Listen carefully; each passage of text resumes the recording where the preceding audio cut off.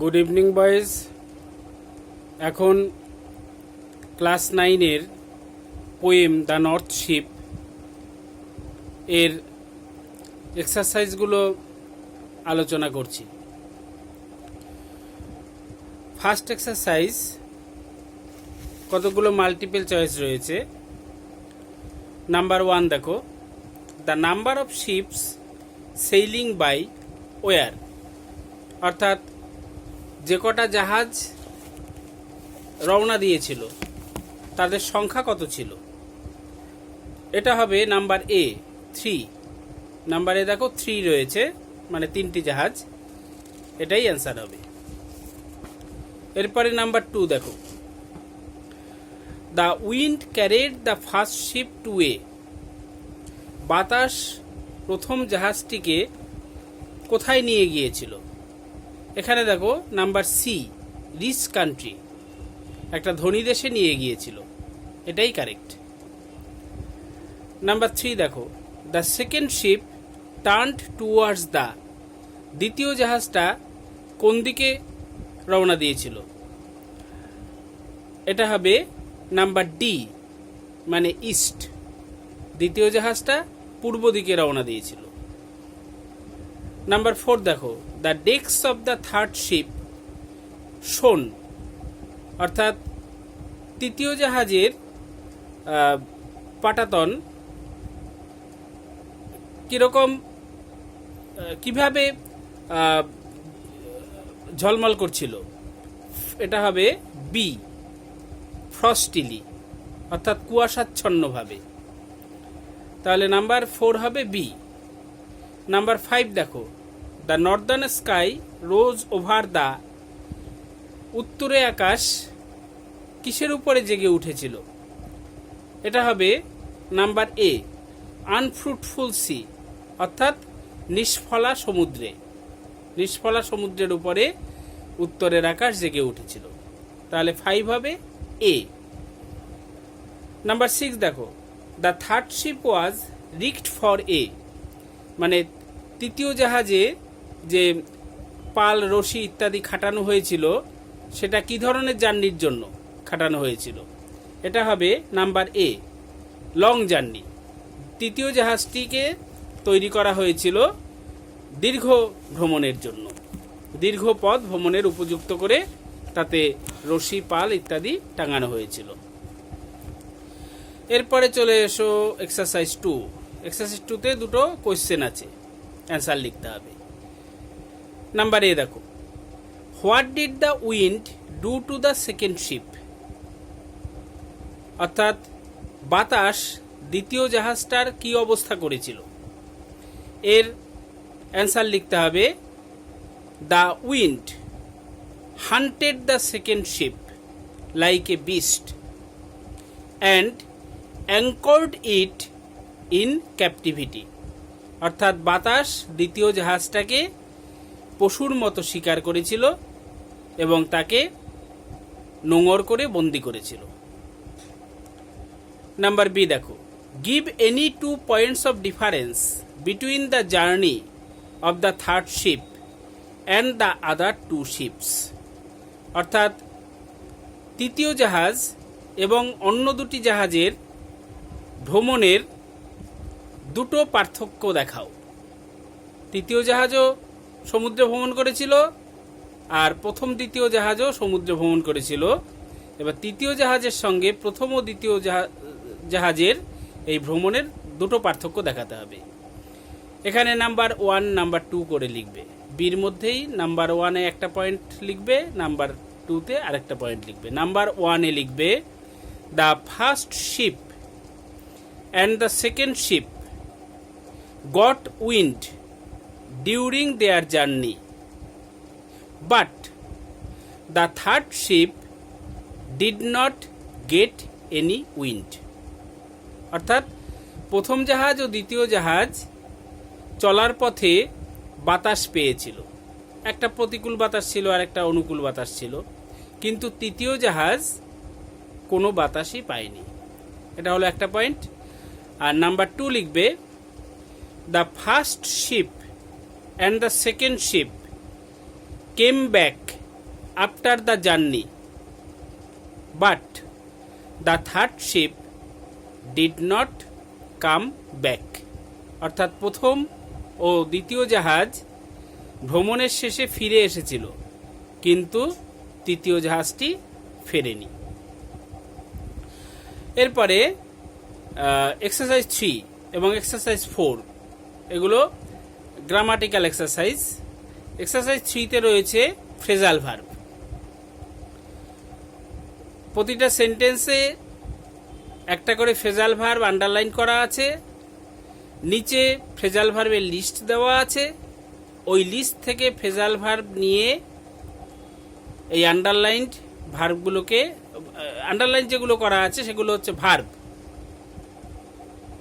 সাধারণ ভার্ব, সেগুলোকে রিমুভ করতে হবে, সেখানে বসাতে হবে ফ্রেজাল ভার্ব। অর্থাৎ ফ্রেজাল ভার্ব দিয়ে এই ভার্বগুলোকে রিপ্লেস করতে হবে। প্রথমে চুজ করতে হবে কোন ভার্বের সমার্থক ফ্রেজাল ভার্ব কোনটা, তারপরে টেন্স মিলিয়ে সেটাকে ইউজ করতে হবে। দেখো নাম্বার এতে রয়েছে the child resembles his grandfather. এখানে রিজেম্বলস রয়েছে, রিজেম্বল মানে সদৃশ হওয়া, দেখতে একরকম হওয়া। নিচের লিস্টে দেখো একটা টেক আফটার আছে, কিন্তু এখানে রয়েছে রিজেম্বলস। যেহেতু the child third person singular number, তাই ভার্বের সঙ্গে এস যোগ করা আছে, তাহলে ফ্রেজাল ভার্বের সঙ্গেও এস যোগ করতে হবে। তাহলে এখানে কি হবে, রিজেম্বলসের বদলে টেক্স আফটার। নাম্বার বি দেখো, they published a magazine recently. Published, এই পাবলিশের যা অর্থ, ব্রিং আপের অর্থ একই। ফ্রেজাল ভার্বের লিস্টে দেখো ব্রিং আউট, ব্রিং আপ নয়, ব্রিং আউট। ফ্রেজাল ভার্বের লিস্টে দেখো একটা ব্রিং আউট আছে, কিন্তু এখানে পাস্ট টেন্সে দেওয়া আছে দে পাবলিশড। তাহলে ফ্রেজাল ভার্বটাও পাস্ট টেন্সেই ইউজ করতে হবে, অর্থাৎ ব্রিং আউটের পাস্ট কি, ব্রট আউট। তাহলে বিতে কি করতে হবে, পাবলিশডের জায়গায় লিখতে হবে ব্রট আউট। সি দেখো, my mother taught me not to disrespect anyone. Disrespect মানে অসম্মান করা। এর সমার্থক ফ্রেজাল ভার্ব দেওয়া আছে দেখো লুক ডাউন আপন। তাহলে এখানে ডিসরেসপেক্ট রয়েছে, অর্থাৎ ভার্বটা প্রেজেন্ট ফর্মেই আছে, তাহলে ফ্রেজাল ভার্বটাও প্রেজেন্ট ফর্মেই হবে, অর্থাৎ লুক ডাউন আপন ওটাই হবে, কোনো চেঞ্জ করতে হবে না। তাহলে সিতে ডিসরেসপেক্ট তুলে দিয়ে look down upon. Number D দেখো, উই শুড অ্যাবলিশ। অ্যাবলিশ মানে দূর করা। তার সমার্থক ফ্রেজাল ভার্ব রয়েছে গিভ আপ। গিভ আপ মানে ত্যাগ করা। দূর করা আর ত্যাগ করা একটু তফাৎ আছে, তাও প্রায় সমার্থক। তাহলে এখানে হবে give up. We should abolish, এখানে ভার্বটা প্রেজেন্ট ফর্মে রয়েছে, তাহলে ফ্রেজাল ভার্বও প্রেজেন্ট ফর্মেই হবে, অর্থাৎ গিভ আপ লিখতে হবে।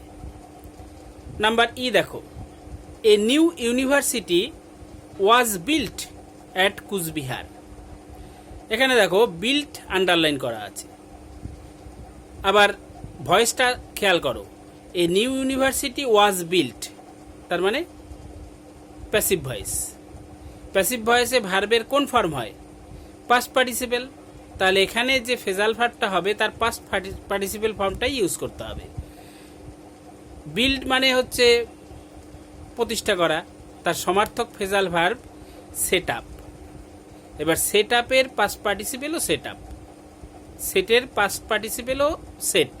তাহলে এখানে বিল্ড তুলে দিয়ে বসাতে হবে সেট আপ, তাহলে নাম্বার ই হবে সেট আপ। এরপরে চলে এসো এক্সারসাইজ 4। এক্সারসাইজ 4-এ কিছু ট্রান্সফরমেশন আছে, ডু অ্যাজ ডাইরেক্টেড, যেটাকে যেমন নির্দেশ দেওয়া আছে তেমন চেঞ্জ করতে হবে। নাম্বার এ দেখো, the man was so weak that he could not walk. কি করতে হবে, রিরাইট ইউজিং টু, TOO। এখানে রিরাইট ইউজিং টু বললেও যা করতে হবে। যদি বলে রিমুভ সো দ্যাট, তাহলেও একই হবে। তোমাকে সো দ্যাট তুলে দিয়ে তার বদলে টু ব্যবহার করতে হবে। তাহলে এই সেন্টেন্সটা কি করতে হবে? প্রথমে সো তুলবে, দ্যাট তুলবে, কুড নট এটাও তুলতে হবে। তুললে কি হবে? The man was too weak, too weak to walk. The man was so weak that he could not walk, এর যা মিনিং একই মিনিং হচ্ছে the man was too weak to walk. তাহলে এখানে রিরাইট ইউজিং টু বললে যা করতে হবে, যদি বলে রিমুভ সো দ্যাট তাহলেও একই করতে হবে। যদি বলে turn into a simple sentence তাহলেও একই করতে হবে। যদি বলে turn into a an affirmative sentence তাহলেও একই করতে হবে। অর্থাৎ তুমি যখন the man was so weak that he could not walk কে চেঞ্জ করে লিখছো the man was too weak to walk, তখন তুমি একসঙ্গে অনেকগুলো কাজ করছো। একই সঙ্গে তুমি টু ইউজ করছো, টু। একই সঙ্গে তুমি সো দ্যাটকে রিমুভ করছো। একই সঙ্গে তুমি এই নেগেটিভ সেন্টেন্সটাকে অ্যাফার্মেটিভ বানাচ্ছ। একই সঙ্গে তুমি কমপ্লেক্স সেন্টেন্সটাকে সিম্পল বানাচ্ছ। তাহলে 4 রকম ডিরেকশন দিতে পারে এখানে, যে কোনো একটা হলেই তুমি এই সেন্টেন্সটাই লিখবে, the man was too weak to walk. এবার নাম্বার বি দেখো, Titir is one of the most intelligent girls in the class. এই ধরনের চেঞ্জ আমি তোমাদের ডিগ্রি চেঞ্জ যখন করিয়েছি সেখানে দেখবে এক্সাম্পল দিয়ে বুঝিয়ে দিয়েছি এই চেঞ্জগুলো কি করে হয়। Titir is one of the most intelligent girls in the class. Most intelligent বুঝতেই পারছো, সুপারলেটিভ ডিগ্রি রয়েছে। কি করতে হবে? Rewrite using the positive degree of the underlined adjective. অর্থাৎ মোস্ট ইন্টেলিজেন্টের বদলে শুধু ইন্টেলিজেন্ট ব্যবহার করে এমনভাবে সেন্টেন্সটাকে লিখতে হবে যাতে মিনিংটা একই হবে। Titir is one of the most intelligent girls in the class. One of the থাকলে কি করতে হয়? কি দিয়ে করতে হয়? ভেরি ফিউ অথবা এ ফিউ আদার ইউজ করতে হয়। ওই ডিগ্রি চেঞ্জ যখন করিয়েছি সেটা আবার শুনো, দেখবে এরকম কিভাবে করতে হয় এবং তার এক্সাম্পলও দিয়ে দিয়েছি। তাহলে এখানে কি হবে? Very few girls in the class are as intelligent as Titir, অথবা a few other girls in the class are as intelligent as Titir. এবার নাম্বার সি দেখো, as soon as he reached home it started raining heavily, change into a negative sentence. এটাকে change into a negative sentence যখন বলেছে, as soon as দেওয়া হয়েছে, এই ক্ষেত্রে তোমার যা করতে হবে, যদি বলে রিমুভ অ্যাজ সুন অ্যাজ তাহলেও তাই করতে হবে। যদি বলে ইউজ নো সুনার দেন তাহলেও তোমাকে তাই করতে হবে। এখানে সেন্টেন্সটা কি হবে? অ্যাজ সুন অ্যাজকে তুলে দিতে হবে, নো সুনার ইউজ করতে হবে। নো সুনার যদি ইউজ করো তাহলে সেকেন্ড ক্লজে একটা দেন ইউজ করতে হবে। এসব ইউজ করে সেন্টেন্সটা তাহলে কি দাঁড়াবে? No sooner had he reached home then it started raining.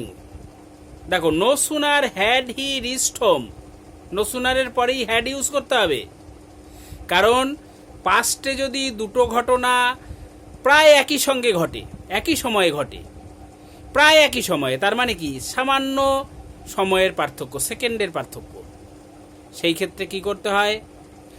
যে ঘটনাটা 2-1 সেকেন্ড আগে ঘটেছে সেটা হবে পাস্ট পারফেক্ট টেন্স, আর যে ঘটনাটা পরে ঘটেছে সেটা হবে সিম্পল পাস্ট টেন্স। তাহলে প্রথম ঘটনাটা হচ্ছে সে বাড়ি পৌঁছেছে, দ্বিতীয় ঘটনা হচ্ছে বৃষ্টি শুরু হয়েছে, তাহলে বাড়ি পৌঁছেছে আগে, তাই সেটাকে পাস্ট পারফেক্টে করতে হবে।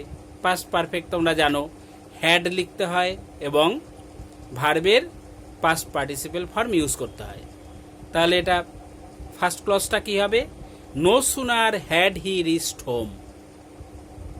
সেকেন্ড ক্লজটা কি হবে? আগেই বললাম যে সেকেন্ড ক্লজের শুরুতে একটা দেন ইউজ করতে হবে। দেন ইট স্টার্টেড রেনিং হলো। এবারে D, why cry over spilled milk change into an assertive sentence. Why cry over spilled milk এটা রয়েছে তোমার ইন্টারোগেটিভ সেন্টেন্স, এটাকে অ্যাসার্টিভ করতে হবে। তোমাদের যখন অ্যাসার্টিভ ইন্টারোগেটিভের ইন্টারচেঞ্জ শিখিয়েছি তখন এগুলো বলে দিয়েছিলাম যে কিভাবে এই চেঞ্জগুলো করতে হয়।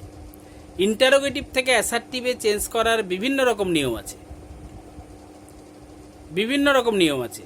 তার মধ্যে এটা যে নিয়মে হবে সেটা কি করতে হবে?